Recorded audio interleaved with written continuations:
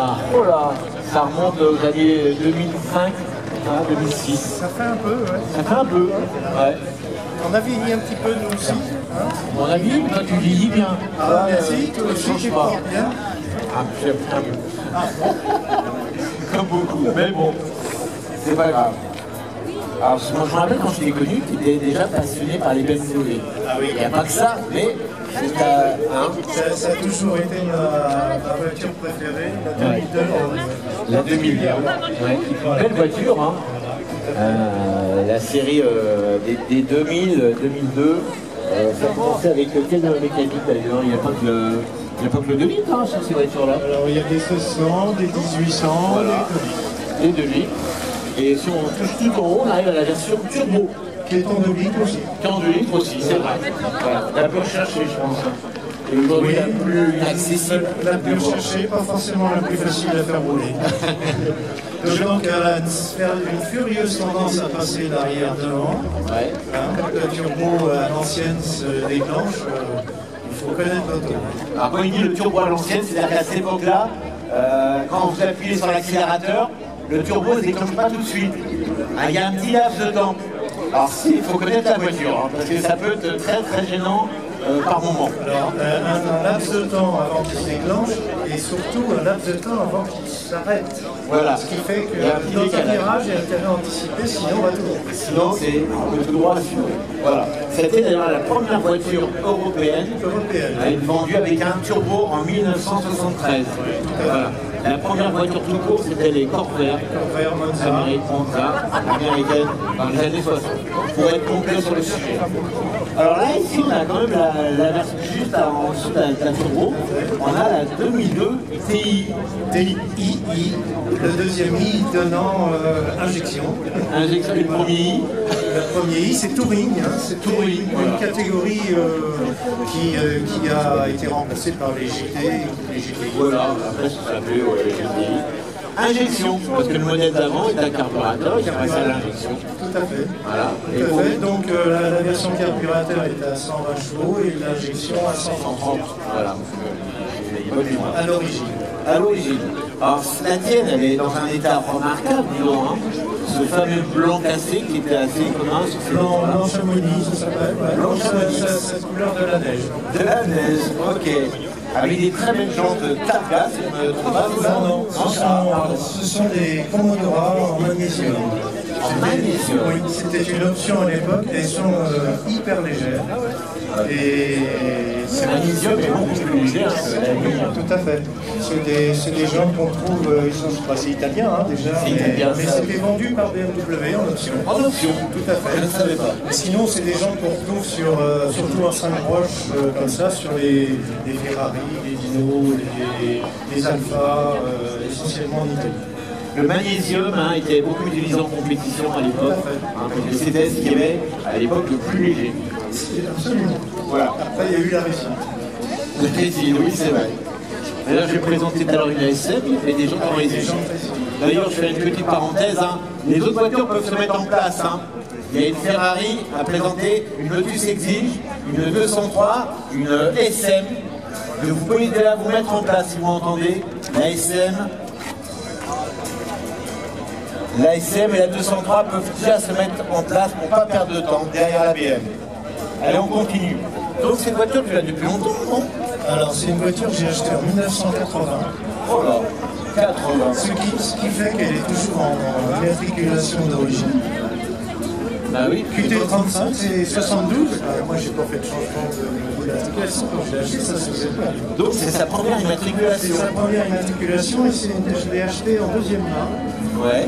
Elle avait 45 000 km. Je l'ai gardé 8 ans, j'ai fait 80 000 km avec. Et à l'occasion du Covid, je me suis dit que ça serait dommage de ne pas la retaper. Ouais.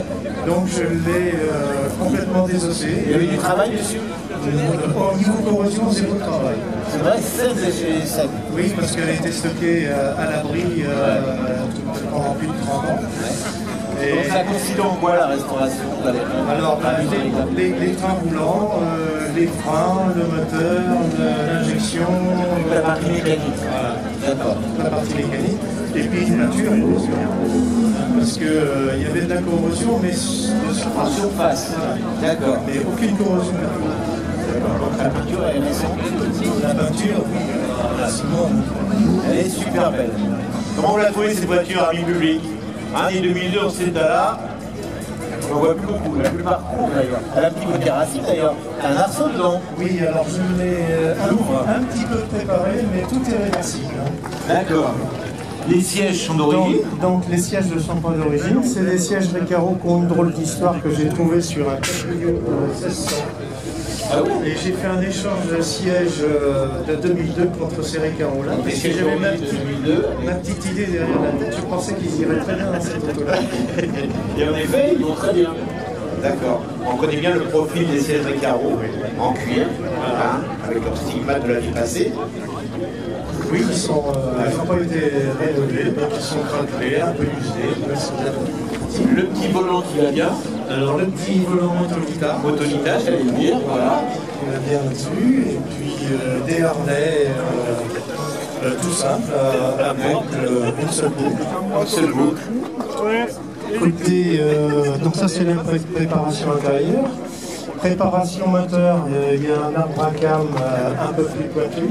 D'accord. Qui permet de gagner une dizaine de chevaux. Et une ligne inox super sprint.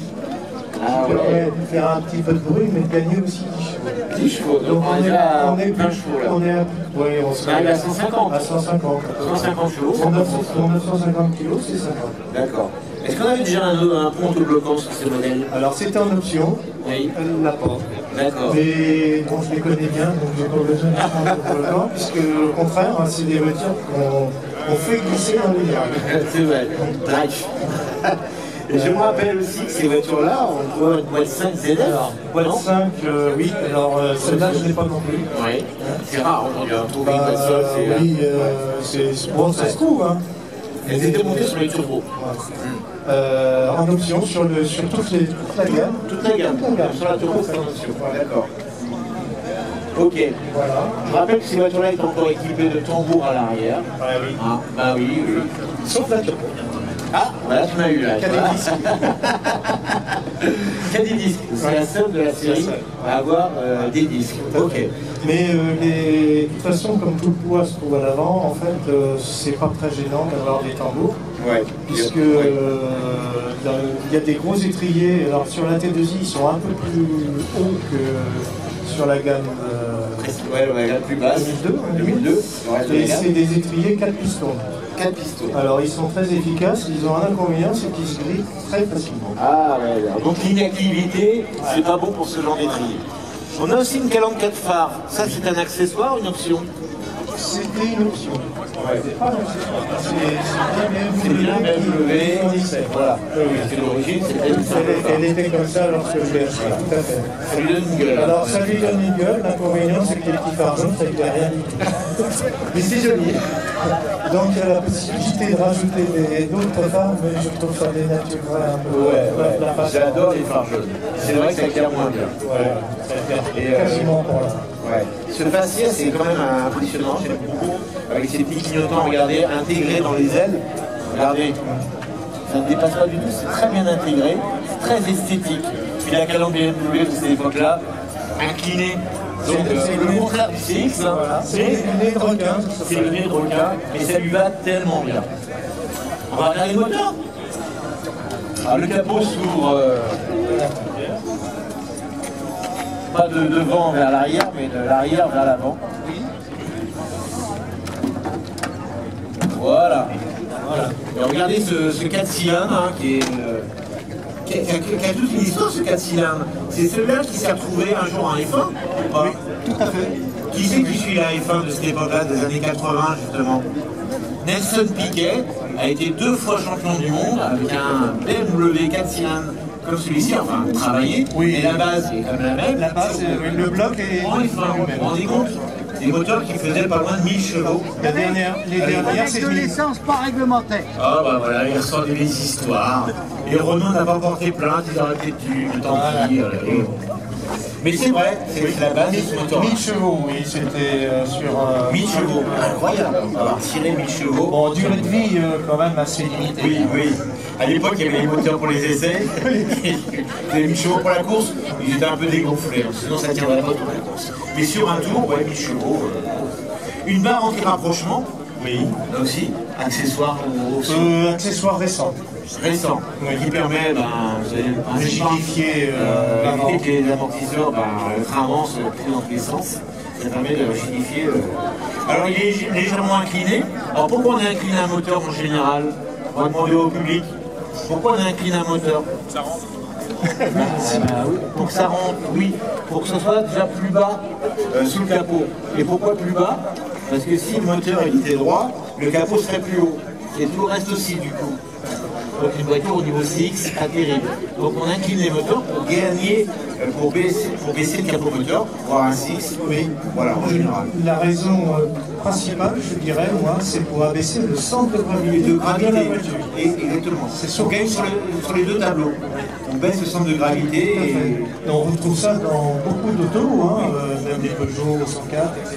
Il est incliné dans l'autre sens, mais... Le 104, il est couché. En transversal. Moteur feignant, oui, il est tout couché. Alors c'est un peu dommageable dans certains cas pour les travaux. Ouais.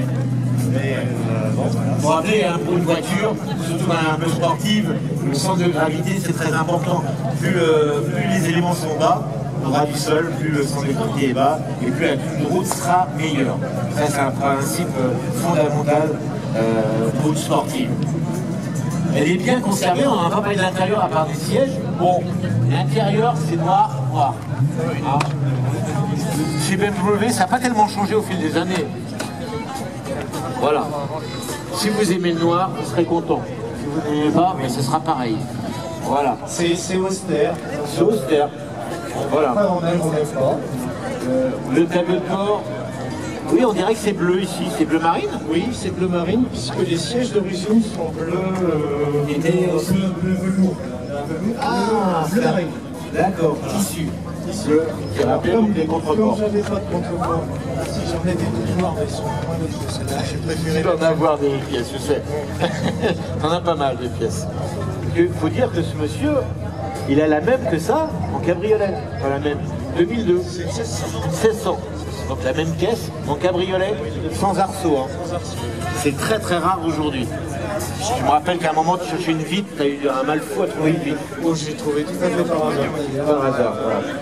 Aujourd'hui, les cabrios, les 1600, ça n'existait qu'en 1600 en cabrio. Non, il y a des 2002, il y en avait une d'ailleurs il y a 2 mois ici. D'accord, c'est très rare. Ça existe en 2002, il y en a eu 200 en 2002. Et 1680 quelque chose en 1600.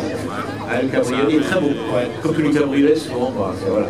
Le coffre est très logeable. On peut partir en week-end avec madame et même des enfants. Parce qu'il y a une banquette. Hein. C'est une 4 places, hein, même 5 places sur la carte de 4 places. C'est une voiture assez compacte. Eh bien, écoutez, c'était la rivale en circuit. Vous voyez l'Alfa Romeo rouge là qui est à côté. C'était les deux rivales à l'époque. 2 ennemis. 2 ennemis jurés en GT1. Alors, en groupe 1. Et au rallye de Monte-Carlo, en rallye. Tu remarqueras que j'ai une batterie parce que préparer un moteur c'est gentil, mais ça a tendance à moins bien démarrer quand c'est chaud. Ah d'accord. Parce qu'il y a plus de... Les grands, oui, il est grand quand même. Très très pointu, à chaud, c'est un peu problématique. Donc une batterie... J'ai la soupape de démarrage, alors je peux des injections. Quand le moteur est froid, on a une soupape qui injecte de l'essence dans le circuit. C'est la seule partie électronique de cette voiture. Un petit circuit électronique. Et moi j'ai remplacé... C'est quoi comme injection? L'injection, la marque, c'est quoi? L'injection, là c'est Kugelfischer. Ah d'accord. Excuse-moi. Et la gestion électronique, c'est une Bosch. D'accord. Et donc il y a une petite soupape et je l'ai rendue manuelle. Ah, une petite tirette pour pouvoir lui donner un peu d'essence. Non, sur lui c'est un interrupteur. D'accord. D'accord, mais l'origine c'est automatique. L'origine c'est automatique. Mais il y a des temporisations avec des condensateurs, des choses comme ça, ça vit très très mal. Le début de l'électronique. Seul problème. Ouais, ça marche mieux maintenant. Ouais. Ah, comment on l'a trouvé, ami public, cette voiture? Elle est belle. Aujourd'hui, la cote de cette voiture, elle est montée grave. Hein. Oui, elle est montée très rapidement. Ouais. Actuellement, je crois que sur LVA, ça doit être 42 000. Ouais. C'est incroyable, il y a encore quelques spécialistes qui confirment. Ouais, c'est des voitures qui sont assez recherchées aujourd'hui et c'est pas facile à trouver sans corrosion. Et celle-ci, oui, on en trouve beaucoup. Les mécanismes. Mais il faut les en faire rapidement. Je me rappelle en avoir acheté il y a quelques années, je l'ai jamais refaite. Oui, je me souviens. Elle est restée dans ma cour. Alors c'était pas une TI, hein, c'était 2002 tout court, hein, je crois. Et il y avait du boulot en dessous. Et j'ai renoncé. Et à l'époque, moi je l'ai remonté à 10 ans, je l'ai revendu 800 €. Maintenant, je la revendrai même dans cet état-là. Ah oui, c'est pas grave. Et la personne. Un peu de regret quand même, on sent. Oui, parce que je suis attaché à ces voitures-là. Ah, tu m'as souvent prêté tes voitures à l'époque. Je m'en rappelle, je te remercie d'ailleurs. Et j'aime beaucoup. Mais bon, un jour peut-être. Oui, peut-être. Voilà. Bah, écoutez, vous pouvez l'applaudir. Hein, c'est une très belle auto. C'est de 2002 TI. C'est pas courant. On ne l'a pas voulu dans cet état-là. Et merci à lui d'être fidèle depuis des années.